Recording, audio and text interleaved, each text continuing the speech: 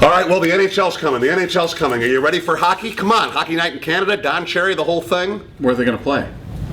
Now, there you go, bringing up a valid point that's going to derail the whole conversation. But actually, it's an interesting conversation going on. We know the story about the NHL team down there in Glendale, the Coyotes, the Phoenix Coyotes, formerly coached by Wayne Gretzky. They've had a lot of names down there.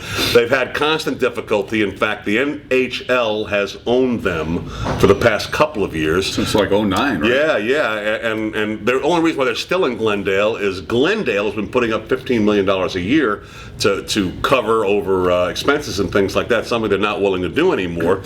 And they're actually at a point where at the end of this month they're going to have to make a decision on what they're going to do with that franchise. And there's a story that there are a couple of guys who'd like to buy them, former guys who try to get the Mets, so guys who've probably been vetted by Major League Sports before and can get them. And their thought is to move it up here. And the idea was we'll move it up here, we'll play in Key Arena until the new arena gets built, as if that would jumpstart the new arena. And I think what struck me and Bob a little bit was the problem with the story is the disconnect about what the Seattle aspect of the whole thing is.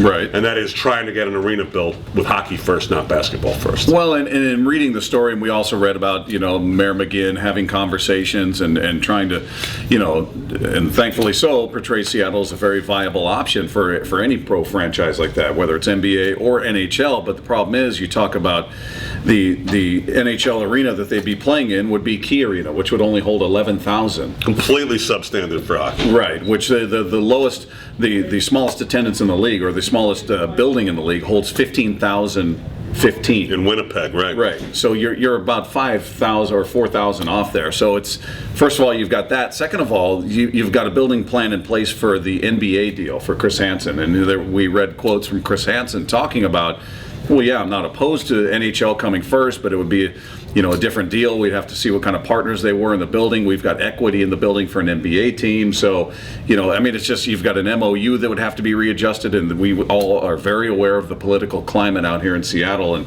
I just don't think it's as easy as, these guys saying, hey, we bought a team, we're going to put it there. It isn't. I mean, that's the problem. You see, with the NBA, they could have played in Key Arena theoretically for 4 or 5 years. I mean, you still do have to have the environmental impact study thing happen with the arena. There's likely to be a lawsuit after that. That stuff can still drag on a little bit.